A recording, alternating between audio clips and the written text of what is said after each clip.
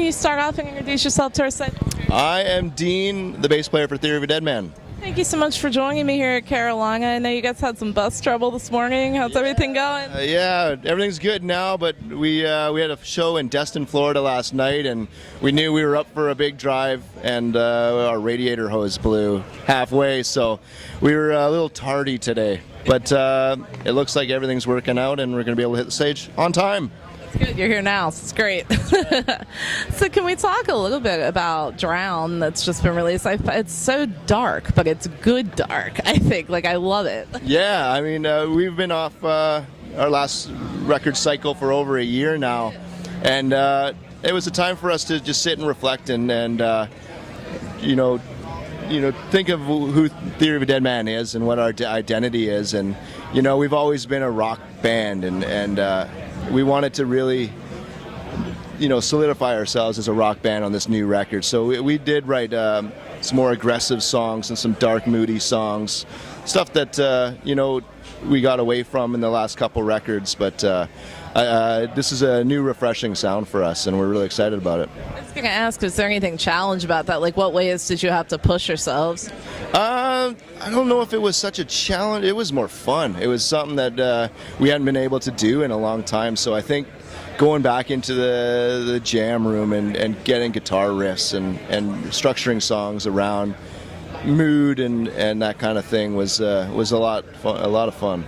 I'm sure it's therapeutic for you guys to be able to tap into that sometimes. Yeah, absolutely. And Tyler too, with a lot of the lyric content is not so relationship stuff. It's more emotional and other stuff that he's got.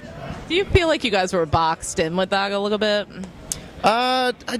Maybe a little bit, and maybe that was a subconscious way of getting out of it as this new record. I think it was stuff people could relate to, though, at the same time, Yeah, absolutely. And I think there's a lot of material on the new record that people will still be able to relate to.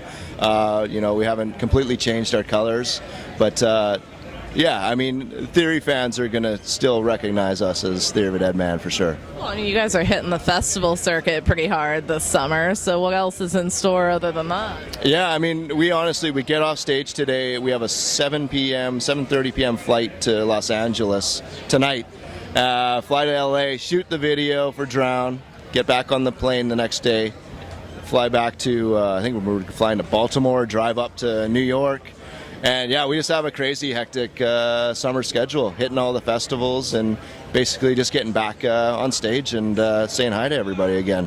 What do you enjoy the most about the festival environment? I think, especially being away for a while, is seeing a lot of the bands that we've toured with. And like class reunion. It totally is. It's. I was just talking to Brian, the bass player for Alter Bridge, who we've done a lot of touring with.